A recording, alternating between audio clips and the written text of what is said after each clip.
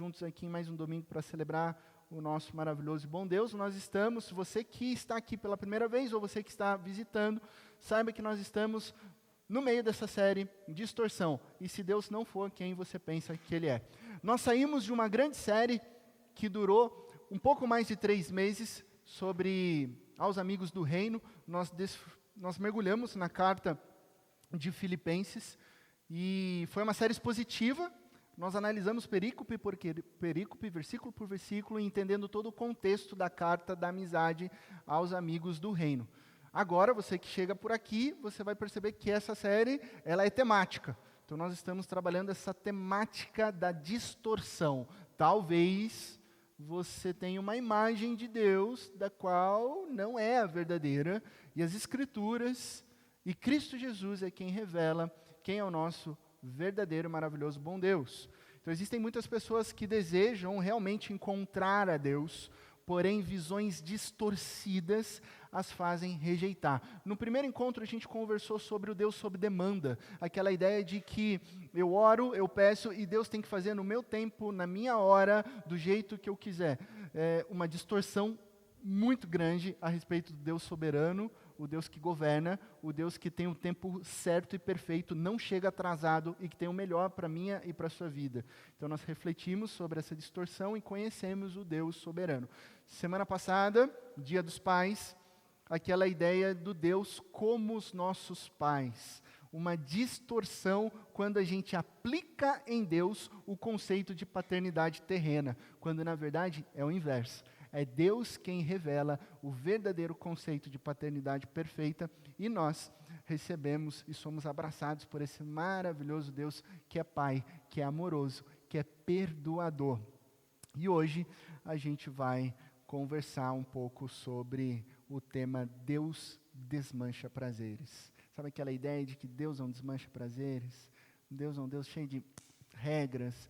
Deus não quer que eu seja feliz. Deus é o Deus do pode ou não pode.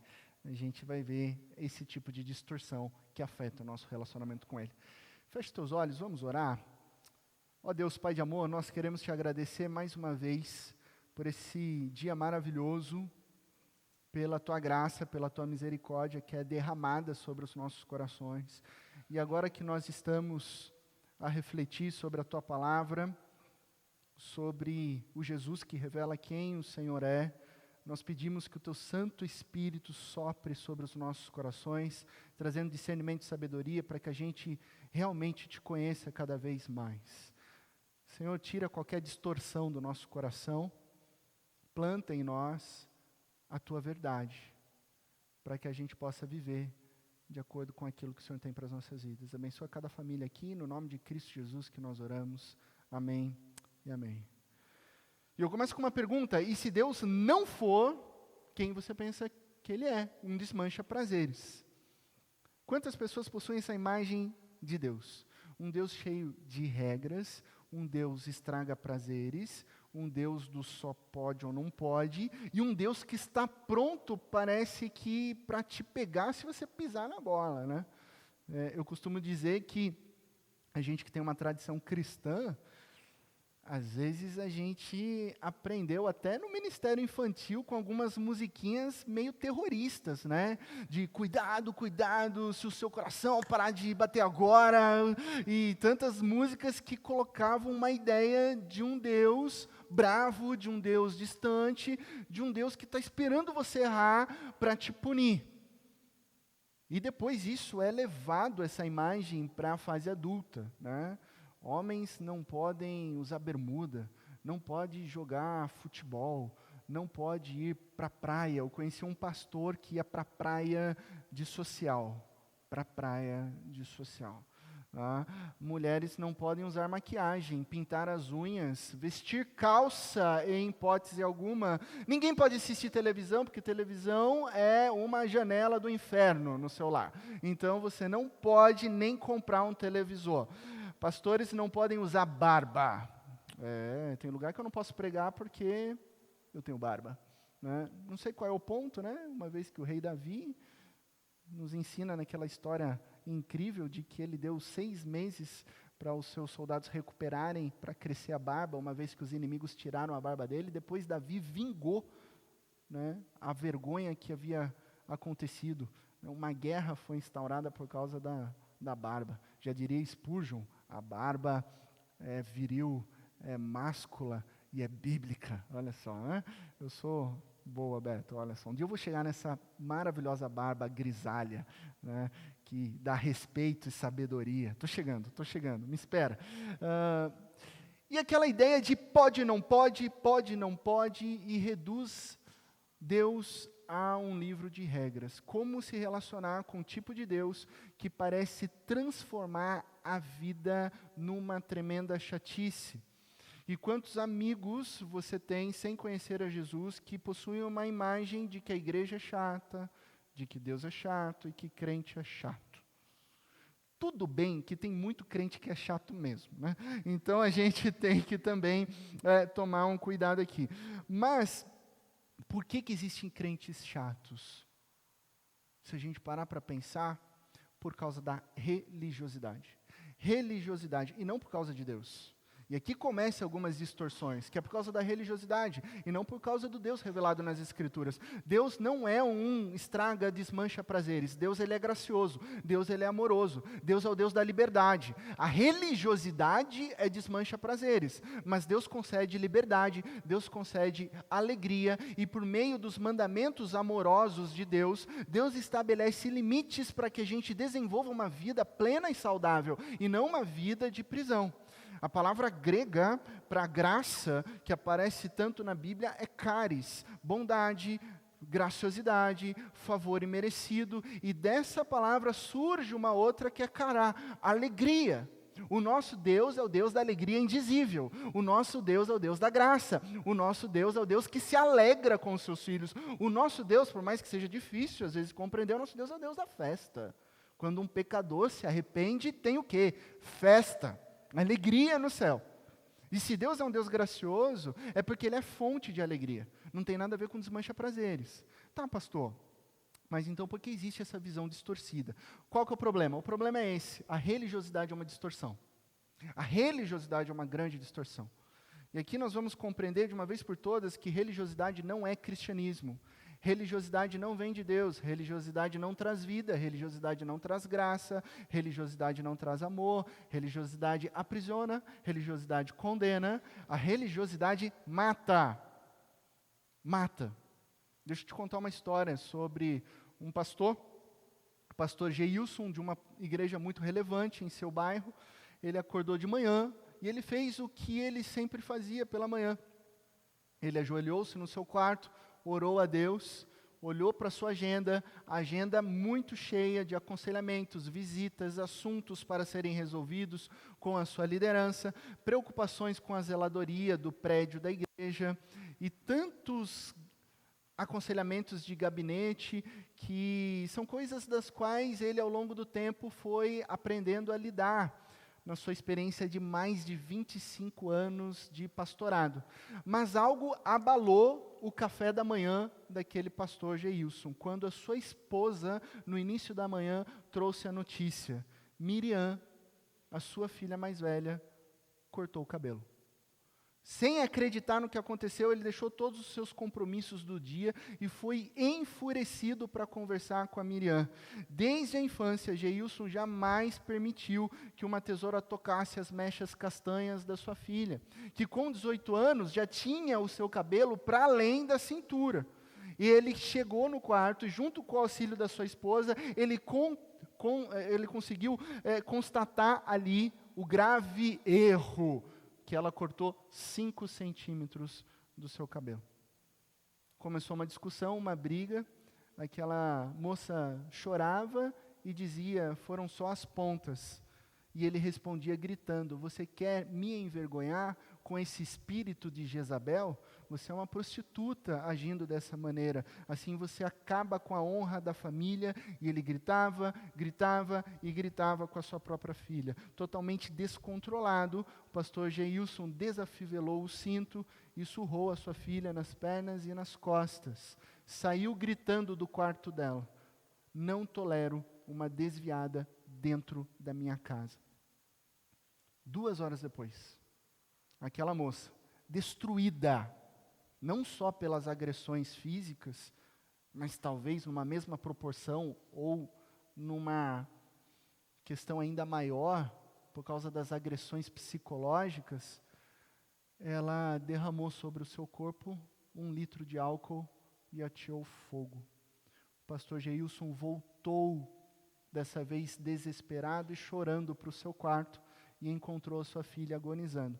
Naquela mesma tarde, Miriam morreu no ambulatório do hospital. A religiosidade aprisiona, a religiosidade condena, a religiosidade mata. O nome Geilson e o nome Miriam são fictícios, mas a história é verdadeira. Essa história aconteceu no Brasil, aconteceu numa cidade pequena, e histórias como essa, sem os mesmos extremos, acontecem diariamente em lares das famílias brasileiras. É isso que a religiosidade faz. Ela se concentra no externo e não no interno. E mais, a hipocrisia acrescenta leis e regras que o verdadeiro Deus jamais estabeleceu. A religiosidade muitas vezes proíbe o que a Bíblia ou o que Deus permite. E é por isso que Jesus teve uma palavra muito dura diante dos mestres da lei e dos fariseus. Lá em Mateus capítulo 23, ele diz: ai de vocês, mestres da lei e fariseus, vocês são hipócritas, vocês são como sepulcros caiados, bonitos por fora, mas por dentro estão cheios de ossos e de todo tipo de imundície. Olha só a relação externo e interior. Assim são vocês, por fora parecem justos ao povo, mas por dentro estão cheios de hipocrisia e maldade. Vocês fazem todo um show religioso, com as suas vestimentas caras, com as suas orações longas nas praças, para que as outras pessoas possam ver a aparência de santidade, mas na verdade vocês oprimem o pobre. Na verdade vocês fecham as portas para o reino de Deus. Vocês devoram as viúvas e não praticam o que pregam. Por isso vocês são hipócritas, vocês são dissimulados, vocês são falsos, vocês são impostores. Qual que é o contexto disso? Deixa eu te dar uma informação histórica. Esses fariseus haviam criado mais de 600 leis. Eles criaram. A partir da Torá. Não foi a lei dada por Deus, foi a lei criada pelos homens. Mais de 65 leis somente sobre o sábado. O sábado estava e está na Torá como um dia para ser dedicado ao Senhor, para santificar o Senhor. Mas a lei de que você não podia nem cuspir no chão, isso eles criaram.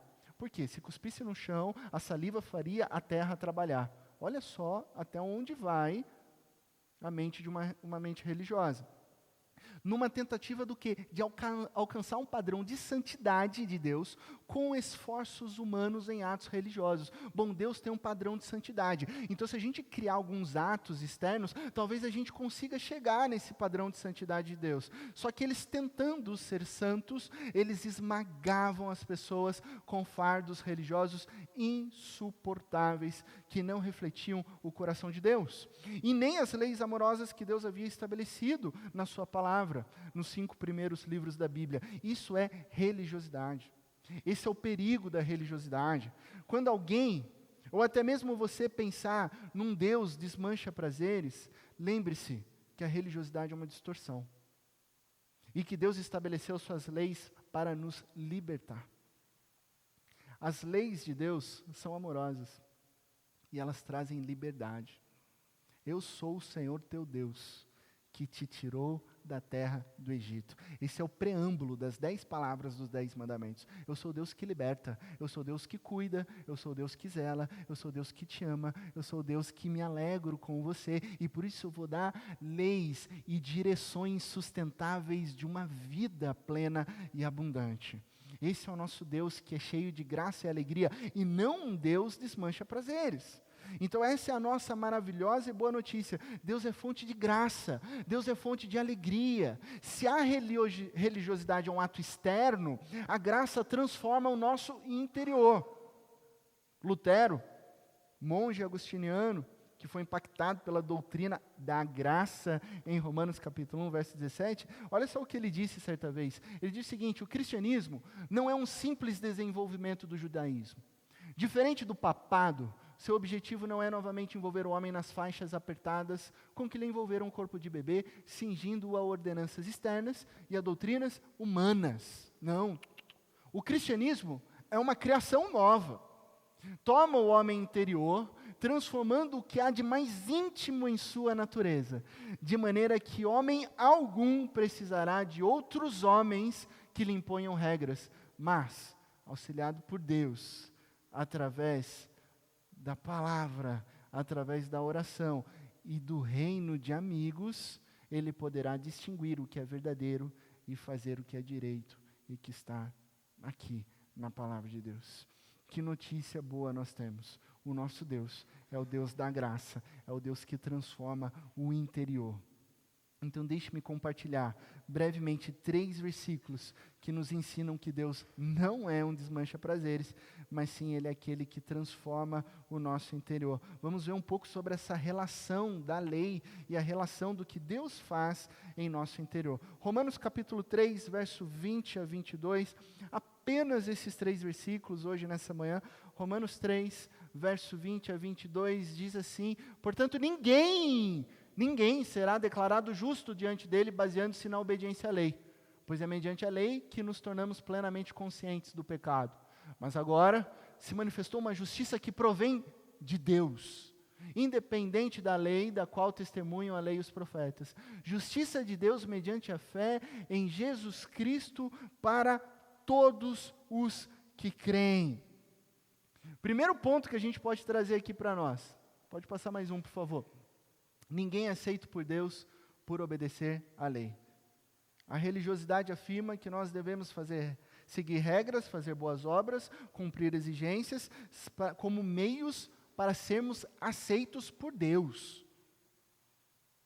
Se você cortar o cabelo assim, você não é cristão.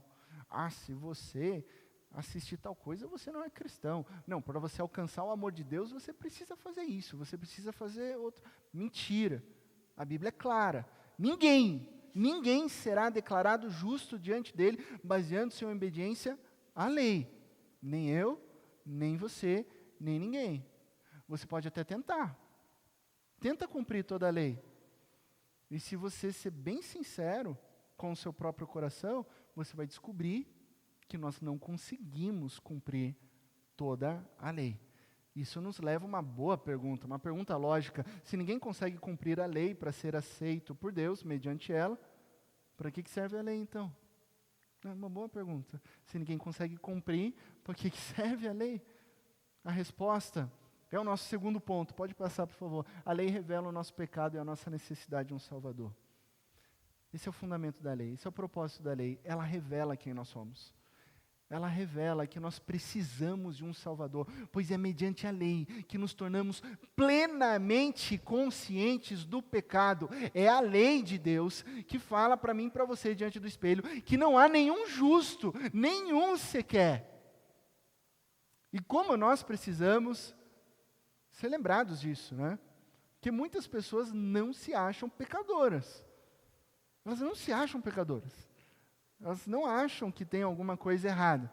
Eu lembro que quando eu morava lá na grande metrópole de Itapetininga, eu era criança, num bairro, a gente tinha um vizinho, e esse vizinho, ele já bem idoso, de uma tradição católica, apostólica romana, ele estava em idade bem avançada, doente, e nos seus últimos dias a sua esposa chamou então o padre da paróquia para ir até a casa dele e celebrar um dos sacramentos da Igreja Católica, não da Igreja Protestante, chamado extrema-unção, que é a celebração ali de um sacramento por perdão de pecados, confissão de pecados, no momento onde está próximo da morte. E o padre chegou e perguntou para aquele senhor algo simples, né? Bom, o senhor está entendendo que seus dias estão acabando, que você está muito doente, então eu estou aqui como ministro da Igreja Católica Apostólica Romana para celebrar esse sacramento, então eu lhe pergunto, quais pecados você quer confessar nesse momento? E aí o meu vizinho respondeu, não estou entendendo não, padre, eu não tenho nada para ser confessado. Eu não tenho nenhum pecado, não. E ele respondeu assim, numa tranquilidade que deixou o padre até sem jeito. A gente ficou sabendo dessa história por conta da sua esposa, que depois nos contou. Não, não tenho nada não. Pode seguir aí com a celebração, eu não tenho nada, nenhum pecado, nada para ser confessado. E na verdade a gente dá risada de uma situação assim, mas é um pensamento muito comum na nossa sociedade. As pessoas dizem, eu não sou mal, eu não sou tão mal. Na verdade, eu sou bom. Ah, pastor, mas puxa, meu amigo ali, ele é tão bom, ele faz coisas boas, ele cumpre. Olha só como vai indo para o caminho da religiosidade. E até que vem uma expressão que ela é clichê. Se comparado, né? Quando vem o se comparado, o famoso se comparado, aí revela a nossa hipocrisia, né? Porque, eu sou bom. Eu não sou tão mal, se comparado a esse criminoso, se comparado àquele político, se comparado àquele ladrão, se comparado, esse é o problema da religiosidade. Eu começo a me comparar com outras pessoas, apontando o dedo para as outras pessoas e eu não consigo ver os meus próprios erros. Isso é hipocrisia, é isso que Jesus condenou. Deixa-me fazer uma pesquisa bem rápida aqui. Vou precisar da sua ajuda para que essa pesquisa dê certo. Você só vai responder levantando a mão, se você concorda comigo. Pergunta simples e básica. Levante a mão aqui agora alguém que já mentiu uma vez na vida. Pergunta simples, básica. Fica com a sua mão levantada, aproveite esse momento para olhar para os lados e ver quantos mentirosos e pecadores estão sentados aí ao seu lado, né? Bem-vindo à igreja de Nosso Senhor Jesus Cristo, uma comunidade de pecadores, tá? Essa é uma pergunta super simples, mas dentro do padrão de santidade de Deus, se você em algum momento da vida você mentiu, você é pecador, você é miserável, você é injusto, e é isso que nós somos. Eu estou nesse pacote aqui também, tá, gente? Ok? Eu não estou aqui para te fazer se sentir mal, mas sim dizer que somente quando nós reconhecemos a nossa real situação miserável, é que nós entendemos a necessidade de perdão. Do contrário, a gente nunca vai conseguir descobrir a necessidade do perdão. Só quem se vê como pecador reconhece a necessidade de um Salvador. Por isso é importante. Por isso que a pregação do Evangelho é a pregação das más notícias e as boas notícias. É isso que Paulo nos ensina nas Escrituras. A má notícia de que eu e você somos miseráveis. Nós não somos bons, nós somos pecadores. A gente precisa de um Salvador. Aí vem a boa notícia, Cristo Jesus. Ele é perfeito, Ele nos salvou. E é isso que a lei faz. Ela nos mostra a nossa necessidade. A necessidade de um Salvador. Ninguém é aceito por Deus por obedecer à lei. A lei revela o nosso pecado e a nossa necessidade de um Salvador. O terceiro ponto da nossa reflexão é que a justiça que nos reconcilia, ela vem por Jesus. Ok. Se ninguém consegue cumprir a lei, e a gente está numa sequência lógica, se a lei revela que nós somos injustos, então nós precisamos de justiça, nós precisamos de um Salvador, nós precisamos de purificação, nós precisamos de perdão. Então essa justiça que nos reconcilia, essa justiça que nos coloca de volta num relacionamento com Deus, onde nós temos paz e perdão de pecados, ela só vem por Jesus Cristo. A justiça mediante a fé em Jesus Cristo para todos os que creem. A justiça que tanto precisamos não vem por atos religiosos externos, mas sim pela fé em Cristo Jesus, que transforma o nosso interior. E aí, essa é a boa notícia. Não importa quão ruim foi o seu passado. Não importa as coisas das quais você tem vergonha até de lembrar, você realizou há anos atrás. Não importa como é que você chegou aqui nessa manhã, quando você coloca a sua fé em Cristo Jesus. Quando você reconhece que você é um pecador, quando você confessa os seus pecados para Deus e se arrepende, eles são perdoados e você é purificado pelo sangue de Cristo Jesus, a ponto de a Bíblia dizer que em Cristo Jesus você é nova criatura. As coisas velhas ficaram para trás. Em Cristo Jesus você é uma nova criatura. Mas o que eu preciso fazer? Tem que pagar quanto de dízimo para eu ter essa salvação, pastor? Eu tenho que ir para em qual igreja, pastor? Eu tenho que cometer quais atos? Eu tenho que fazer... Nada disso. Sabe o que você precisa fazer? Crer. Opa, volta um. Crer. Crer em Cristo Jesus. Basta crer em Cristo Jesus. Essa é a notícia de um Deus que te ama, de um Deus que olha para nós, de um Deus que não vê a nossa pecaminosidade. Deus não vê mais a nossa pecaminosidade, porque Ele olha para nós a partir da justiça de Cristo Jesus. Esse é o significado da justificação. Então, Deus nos vê justos, Ele vê a bondade, Ele vê a perfeição de Jesus. E é por isso que, se estamos em Cristo Jesus, nós temos uma nova vida. Nossos pecados foram perdoados por Deus, e Deus não nos vê como imundos, miseráveis, falhos e pecadores, mas Ele nos vê como filhos e filhas justificados no sangue do Cordeiro de Cristo Jesus.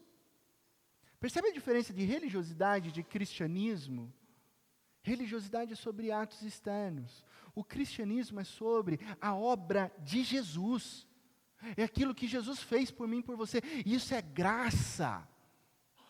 Isso não vem de mim, não vem de você, vem de Deus. É muito difícil a gente compreender a graça, porque a graça é de graça. E a gente vive numa sociedade, num ciclo de meritocracia, de que eu tenho que fazer alguma coisa para eu conquistar ou para eu ter o direito de tê-la, mas Deus simplesmente olha para mim, para você e diz: eu te amo, não importa o que você fez, o que você deixou de fazer. O meu amor te alcança, porque eu te escolhi desde antes da fundação do mundo. Então a religiosidade tem tudo a ver com performance. O cristianismo é sobre a obra perfeita de Cristo Jesus, e ela basta. A graça nos é suficiente. A religiosidade é tudo que eu faço, o que eu não faço, o que pode, o que não pode.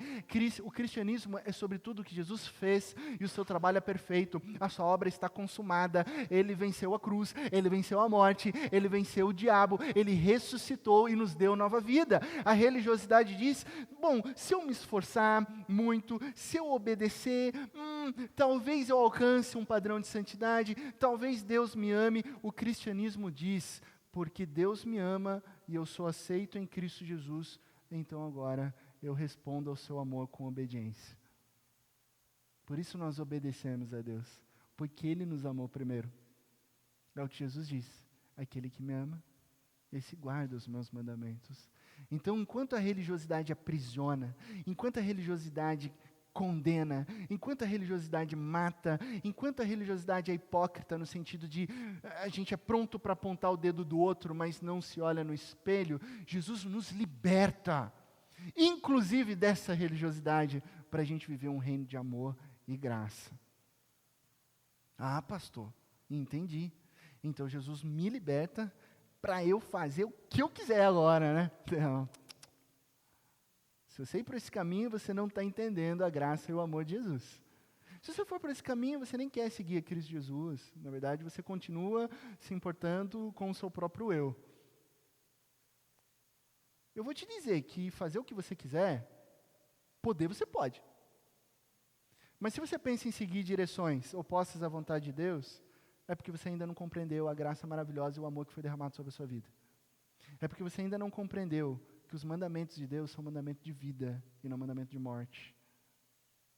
Muitas pessoas olham para as 10 palavras, olham para o Antigo Testamento, olham para o Sermão do Monte e começam a criticar, dizendo que Deus estabelece direções, estabelece princípios, estabelece mandamentos, como se os mandamentos fossem ruins, fossem mandamentos de morte. Mas quando a gente para pensar, todos os mandamentos de Deus são amorosos. Quando Ele diz não furtarás, é porque, poxa, pensa um pouco, não é sobre furtar, não é sobre roubar do outro, é sobre dividir, compartilhar, é sobre ser honesto, é sobre viver em comum unidade, é sobre amar o próximo.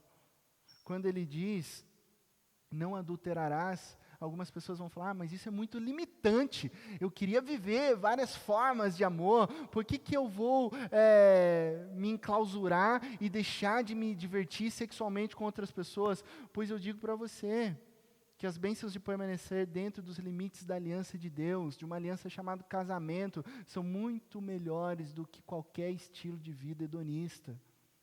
Muitas pessoas tentaram encontrar o sentido da vida em prazeres sexuais desse mundo, não encontraram. Por quê? Porque a bênção de Deus está dentro de uma aliança chamada casamento. Por isso ele diz, não adultere. Por isso ele diz, olha só a bênção que eu estou entregando para a sua vida, chamada casamento. Manter-se fiel ao casamento, esse é um dos exemplos, vai te fazer viver a bênção que nem se compara com qualquer quebra de aliança. É claro que o pecado traz um sentimento de prazer, mas esse prazer é superficial. Esse é um prazer que te estraga, que te derruba, que te aprisiona. E quando muitas das pessoas dizem, eu quero ser livre, eu quero fazer o que eu faço, porque Deus me aprisiona, isso é um grande equívoco. Porque quanto mais a pessoa procura viver longe de Deus em nome da sua liberdade, mais escrava ela é do seu próprio pecado, do seu próprio eu, do seu próprio desejo, da sua natureza pecaminosa. Ela acha que ela é livre, mas ela é escrava dos seus desejos. E a graça de Jesus vem nos libertar. E essa justiça que nos reconcilia vem por meio do sangue de Cristo Jesus. Concluindo, Deus não é um desmancha-prazeres, Ele é o Deus da graça. Ele é o Deus da graça. E certa vez alguém perguntou para Jesus qual que era o resumo da lei. Jesus, qual que é o resumo da lei? Já que o Senhor é um grande mestre, um rabi, nos ensine. Respondeu Jesus, ame o Senhor, o seu Deus, de todo o coração, de toda a sua alma e de todo o seu entendimento. Esse é o primeiro e maior mandamento, e o segundo é semelhante a ele. Ame o seu próximo como a si mesmo. Desses dois mandamentos dependem toda a lei e os profetas. Jesus resumiu a primeira tábua, amando ao Senhor, Deus, de todo o entendimento, e a segunda tábua, amando o próximo como a si mesmo. Esse é o resumo da lei e de todos os profetas. A religiosidade, perceba que a religiosidade vai criando regras e mais regras. 600 regras lá do judaísmo, 30 regras não sei de onde, mais outras regras de algumas denominações, e regra aqui, regra lá, porque cristão tem que fazer isso, não pode fazer aquilo, regra. Vai só aumentando o número de regras. Jesus resume a lei com amor. Amor. A religiosidade diz, você precisa obedecer para Deus te amar. Jesus diz, porque eu primeiro te amo, você pode escolher me amar e me obedecer. Mas porque primeiro eu te amei. E nós só podemos viver a liberdade e a graça de Jesus porque Ele primeiro nos amou. Pois antes, quando a lei demonstrava o nosso pecado, ela também exigia condenação. O salário do pecado é a morte. Então, toda vez que a lei demonstrava o nosso pecado, nós também estávamos diante do salário, que era a morte. Mas Cristo Jesus morreu no nosso lugar quando ainda éramos pecadores. E na cruz, através do seu sacrifício, nós fomos declarados justos diante de Deus para uma nova vida, para uma vida plena. A vida que Jesus oferece é abundante, é uma vida maior, mais rica, mais bela, mais divertida, mais alegre, com qualquer outro tipo de vida que você um dia sonhou ou imaginou. Porque Deus não é um desmancha-prazeres. Deus é o Deus da alegria indizível, é aquele que nos justificou para a graça, para a vida, para a alegria, para o amor, para a paz. Então não é sobre uma vida de mero cumprimento de ordenanças, mas sim uma vida que compreende os valores eternos de Deus, princípios amorosos de Deus. Quando nós lemos as Escrituras, ela tem uma direção clara para que as nossas ações, para que a nossa vida agora transformada glorifiquem o nosso Deus, para que a gente possa honrá-lo, para que a gente possa honrar as pessoas, para que a nossa vida brilhe à luz de Cristo Jesus. E como é maravilhoso a gente viver no ritmo livre da graça de Jesus. Não são fardos pesados, mas sim o próprio Cristo Jesus caminhando com a gente num ritmo gracioso. Venham a mim, ele diz. Você está cansado de religiosidade? Você está cansado de aprisionamento? Vá até Jesus. Aprenda os princípios amorosos. Aprenda os valores eternos e você vai ver como a vida, ela caminha num ritmo de graça. A graça que nos liberta para amar a Deus é a mesma graça que nos capacita e nos santifica para buscarmos a sua vontade. Agora, a lei, para nós, já diria o apóstolo Paulo, é como um guia, é como um pedagogo, é como um aio. A gente não vai jogar fora a lei. Não, agora a lei é um professor, é uma professora para que a gente possa aprender o caminho que Deus tem para as nossas vidas e assim a gente o glorifique. Ah, mas e se eu tropeçar? Nós vamos tropeçar, nós vamos cair. Mas todas as vezes que nós tropeçamos, nós temos a mão de Deus estendida para nos levantar e nos colocar novamente na direção dele, para que glorifique o nome poderoso de Cristo Jesus, hoje e eternamente. Amém? Deus não é um desmancha-prazeres, Ele é um Deus de alegria e graça. Uma lição prática de vida para você refletir durante a semana: foque no interno. Essa semana você vai refletir na seguinte verdade: você foi justificado, você foi justificada diante de Deus pela obra de Cristo Jesus. Faça essa pergunta: sua vida é sobre seguir as regras com o propósito de que elas o aproximem de Deus, ou sobre desfrutar da graça de Jesus que te aproxima de Deus? Talvez você tenha sido ferido por regras de religiosidade na sua infância, por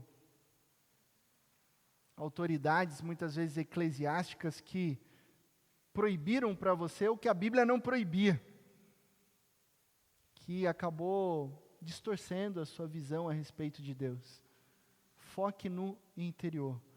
Você foi justificado pela obra de Cristo Jesus. Não pelos seus atos, não pela lista de pode ou não pode, mas sim por aquilo que Cristo Jesus fez na cruz por mim e por você, para que então a gente possa viver uma realidade interna, para que então o Espírito Santo nos capacite e nos santifique a cumprir o direcionamento de Deus. Mas acontece primeiro aqui. Os atos externos serão consequência daquilo que está enraizado no teu coração. Se o Espírito Santo está no teu coração, se Jesus te justificou, se você crê que Ele é o Senhor e Salvador da sua vida, a consequência lógica é a gente buscar a Deus cada vez mais, honrando e servindo a Ele. Essa é a realidade. Viva a graça de Jesus. É graça. É graça. É favor imerecido. É incondicional. Eu não merecia, nem você merecia. Se fosse depender do que a gente merecia, merecíamos o inferno. Aliás, estávamos no inferno. Mas Cristo Jesus nos resgatou das trevas e nos transportou para o seu reino de amor. Isso é graça. Ele te ama. Por causa do amor de Deus e por causa da obra de Cristo Jesus.